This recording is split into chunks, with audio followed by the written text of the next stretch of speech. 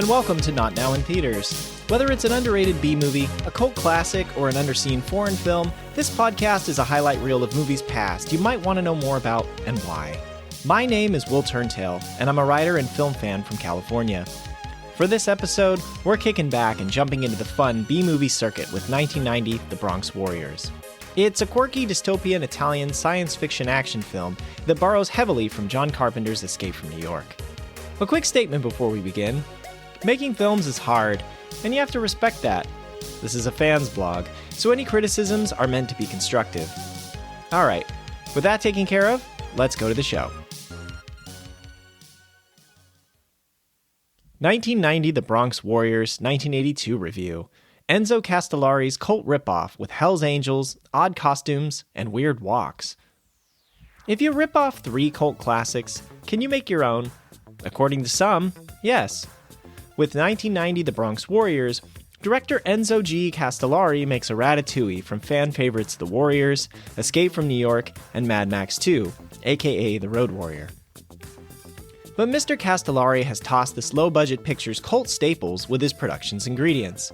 Like an Italian-made sword and sorcery movie from Mars, it features a giant spiked elbow pad, 2 blades that fold out on the front fork of a motorcycle for ride-by cuttings, a whip-wielding dominatrix henchwoman, a shotgun concealed by a mail tube, a roller skating gang, a tap dancing gang, authoritarian police on horseback with flamethrowers, finger claws, a blood-free decapitation, the legendary Fred Williamson rolling around in a sateen pirate outfit, use of a harpoon gun on land, and, oh yes, plenty more things.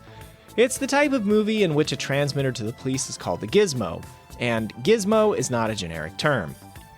The film has its own Riff Tracks episode, a badge of honor, but typically not a medal of cinematic quality. Still, there's an unusual artistry to Mr. Castellari's vision, with online fans showering this offbeat actioner with quirky film love. You see, Mr. Castellari, like the unofficial American king of B-movies, Roger Corman, have a habit of taking a popular film trend and riding the same wave for bucks. And like Mr. Corman, audiences say he does it with style. It's a trick Castellari pulled many times. He made several spaghetti westerns at the start of his career, then he moved on to, quote, macaroni combat pictures that mirrored popular war films such as his Battle of Britain actioner Eagles Over London, or his The Dirty Dozen take, the original The Inglorious Bastards.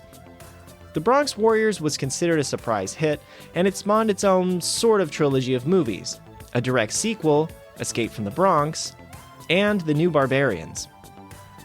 So half-hearted cash-in or sort of classic, is 1990 The Bronx Warriors a good movie?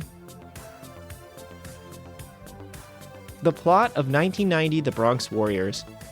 In the near future, 17-year-old Anne, heiress of the evil Manhattan Corporation, decides to run away to the lawless land of the Bronx rather than inherit her share of an arms-dealing company. When she's attacked by a roller skating gang called the Zombies, she's rescued by Trash. And no, not Garbage, a young man with a stupid nickname who is the young leader of street gang, the Bikers. As Anne and Trash begin a romance, the Manhattan Corporation hires Hammer to infiltrate the Bronx and capture her. Meanwhile, one of Trash's fellow bikers named Ice betrays the gang. He joins lone wolf operator Hot Dog in Hammer's plot against Trash. Will Trash and Anne defeat their enemies? Just to go over the cast a little bit for you, Anne is played by Stefania, excuse me. Trash is played by Mark Gregory. Hammer is played by Vic Morrow. Ice is played by John LaFredo. And Hot Dog is played by Christopher Connolly. You can read the rest of the main cast in the transcript, which also includes blaxploitation legend Fred Williamson and model and Olympic swimmer Elisabetta Desi. And a fun fact for you here, it's rumored that members of the famous biker gang the Hell's Angels did stunt work for the movie. Alright, so now that you understand the plot of 1990 The Bronx Warriors, let's move into what I think worked well in the movie and what could have been improved. I'll give out points for what I liked and subtract for what didn't land so well, and we'll total it up at the end. Good thing number 1, surprising cinematics, plus 3 points. The movie is shot somewhat haphazardly. Shots of bike accidents were left in the film. The production couldn't clear locations for shooting, leaving day-to-day New York traffic visible in the background of this supposed future wasteland. And you don't even have to look hard to spot everyday commuting New Yorkers in it. And yet there are moments of kick-ass artistry here that will surprise you. When the bikers lose 2 of their members, there's an extended Viking funeral. Mimicking director Castellari's spaghetti western roots, the editing flips from close-up to close-up of stern-faced members for dramatic effect. And it ends with a drawn-out scattering of the ashes by the ocean, each biker throwing their own bit of fallen brethren all down the line in sequence, like a fabled ritual. But the pick of the movie is the drum solo and Trash walking scene. It's a little visual roll call for Trash's gang that goes on longer than you'd expect and as long as you hope. We start with a drum solo by a random performer down by the ocean, who purposefully or inadvertently is wearing the green shirt and jeans of an orphan from the Warriors. As the drummer plays, with their silly plastic-looking skulls blazing at the head of their bikes, Trash and his gang ride to the water's edge. They discover a fallen member's body, and rather than howl in anger or despair, everyone stares tough and blankly. The editing flips from member to member as the camera zooms on faces, tattoos, and a fake arm, and a swastika or two, which I do not endorse. And soon the Ogre and his gang, the Tigers, arrive via old coupes to explain the loss. As they stand off against the bikers, the tension builds. With hardly a word of dialogue for minutes, it's a pulpy, visually exciting scene, and set to the kick-ass metronome of a random man on the beach laying down a groove with his drum set. You gotta dig it. Due to copyright issues, I can't link to clips of these segments on YouTube, but if you search for this film there, I bet you can find them posted. Good thing number 2, character charm attack, plus 1 point. The film's cast reads like an essay on what not to name your characters, yet many wrongs make one big right, and it's a colorful bunch. There's Trash, king of the bikers, who we'll get to. Schemer Hot Dog is a lone wolf driving a semi-truck sans trailer around the Bronx, getting gas from who knows where. Hammer is a psycho mercenary. My theory is he was a former postman thanks to his penchant for mustaches and mail tubes with hidden shotguns. Fred Williamson, known as the Hammer, in actual life plays Ogre. Escape from New York had Isaac Hayes' memorable overlord, the Duke, so Ogre is this film's knockoff Kingpin counterpart. And Ogre seems as fond of animal prints as the Duke was of chandeliers atop his Cadillac, both being men's of style. Ogre's henchwoman is Witch, who dresses like a leather dominatrix and smacks people with a whip, apparently just like Ogre taught her to. Good thing number 3, hilarious dialogue, plus 1 point. I streamed a dub version of the film, and am unsure if the lines in the dub are translated or rewritten. But as they are, it's so bad it's good dialogue. When a character makes a stupid decision, he's told, "You got your gray matter in your butt."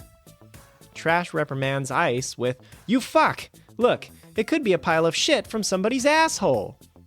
Even great writers would struggle to compose lines this awfully good. Good thing number 4, grooving music, plus 3 points. Walter Rizzotti's soundtrack, full of funky bass and whomping beats, is the jam for a hike across a semi-dangerous screwball wasteland. The standout provocative guitar licks kick the mix, and it plunges into deep felt organ blares for that Viking funeral moment I mentioned. Again, due to copyright issues, I couldn't link to the soundtrack here, but I bet you can find it out on the internet or on a music streaming site, and I double encourage you to give it a listen. Good thing number 5, not that kind of exploitation, minus 1 point. Plus 1 point. The film stays away from the dark side of the low-budget, rip-off exploitation menu. In other words, there are no boob flashes or uncomfortable rapey scenes here. If you've watched episodes of Red Letter Media's Best of the Worst on YouTube, you know far too many B-movies have taken that road. So here's 1 bonus point for staying classy. Good thing number 6. They call him Trash because he's not. Plus 1 point. Lead actor Mark Gregory is no megastar like Prince, yet, like the Purple One in Purple Rain, he plays Trash here with a charismatic, unorthodox grace. Like an animated Ken doll, he struts about the movie with a strange, overly upright gait. With his muscular physique and draping curly hair, he looks more like a heartthrob guitarist for a hair metal band than the king of the Bronx Bikers. Still, his charisma makes him and the film more watchable. Good thing number 7. ballsy murder time ending, plus 1 point. Spoiler alerts here. The film's ending goes a bit bananas. Hammer's rescue operation turns into a massacre as he and a bunch of goons raid Ogre's palace. And instead of machine guns, the authoritarian forces on horseback have flamethrowers, which have a nasty habit of burning their victims in the face. To death. It's one hell of a way to wreck Anne's 18th birthday party, a girl Hammer's supposed to rescue. And she gets killed in the chaos. You'd think wrecking Hammer's entire objective.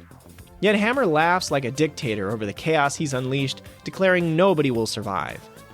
But Hammer is undone. Grief-stricken, Trash finds a harpoon gun, fires it into Hammer, and rides off, dragging his love's murderer behind his bike like Achilles pulling a fallen Hector behind his chariot. Like some poignant point pulled out of a bonfire of an ending, Trash rides into the pit of the Bronx, loveless and broken. The film is too disjointed for this madcap finale to pay off emotionally, but fair play to it for subverting your expectations. Whatever ending you had in mind wasn't a flamethrower death squad rampage. And yet again, I couldn't link to a clip of this on YouTube thanks to copyright issues, but I have a feeling someone posted it there. Okay, so now let's get into the not as good things. Not as good thing number 1, weak costumes, minus 2 points.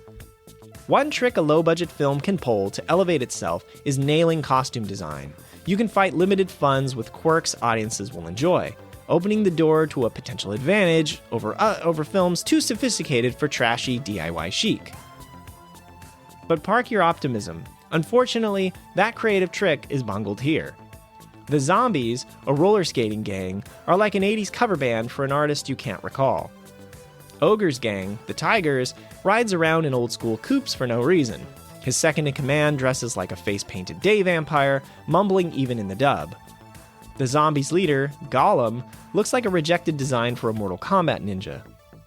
You wonder if the musical theater-inspired gang, complete with face paint and sticks, is the film's poor imitation of the Warriors as baseball furies. They're definitely someone Ajax from that film would have referred to as wimps. Perhaps this raucous tap-dancing gang's finishing move is some twisted iteration of Spirit Fingers from the Bring It On movie. Not as good thing number 2, dull action, minus 2 points. The fight scenes are on par with a crappy sword and sorcery film. A dodge here or there, a swing and a hit, none of it is memorable. It's not the thrilling stuff that will win you any points, and it never quite delivers on the wild promise of its movie poster, which you can look at with a link to IMDb in the transcript. In it, we see a biker who has no likeness to Trash, roaring on a motorcycle and whipping a medieval flail in hand. 2 bloody knives poke out from the front fork of his bike. Behind him, nothing but night and muscular bikers, left in the wake of his war cry. It's the type of 1980s dystopia you yearn for, but isn't realized. I should probably deduct another point for false advertising. Not as good thing number 3, take its time pacing, minus 4 points. The film is ponderous. It's a series of events that, about 2/3 of the way through, finally backs into a plot, as Trash has to rescue Anne, teaming up with Ogre to take down Hammer. Before that, the film meanders through little skirmishes and arguments you question the merits of. And though sometimes the length of the scenes gives them an otherworldly, enjoyable quality, the rest of the time is wasted air.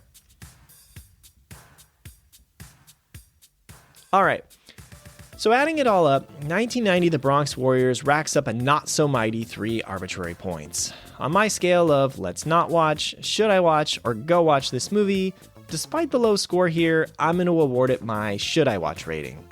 That's because I enjoyed so many little touches of the film that it feels harsh to hate on it. Occasionally it dips into some shiny cinematography, and the soundtrack keeps it flowing. Its protagonist will weird charm you, and it ends with a spectacular flaming murder shitshow. Yet there are almost an equal number of negatives here. The movie stumbles through its storytelling.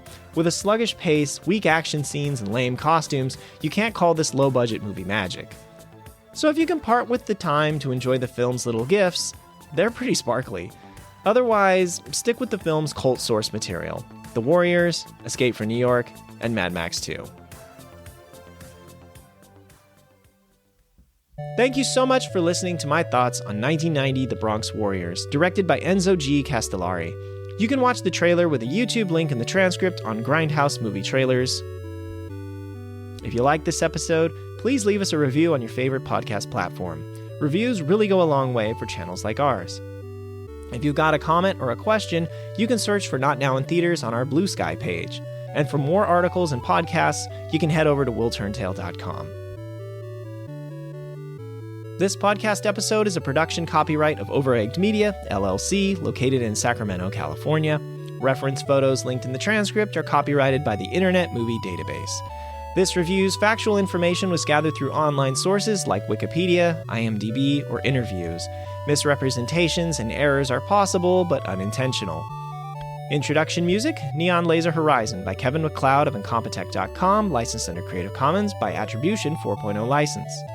Exit music, Canon in D for 8-bit synths by Kevin MacLeod of Incompetech.com, licensed under Creative Commons by Attribution 4.0 license. Additional music, Newer Wave by Kevin MacLeod of Incompetech.com, licensed under Creative Commons by Attribution 4.0 license. Goodbye for now.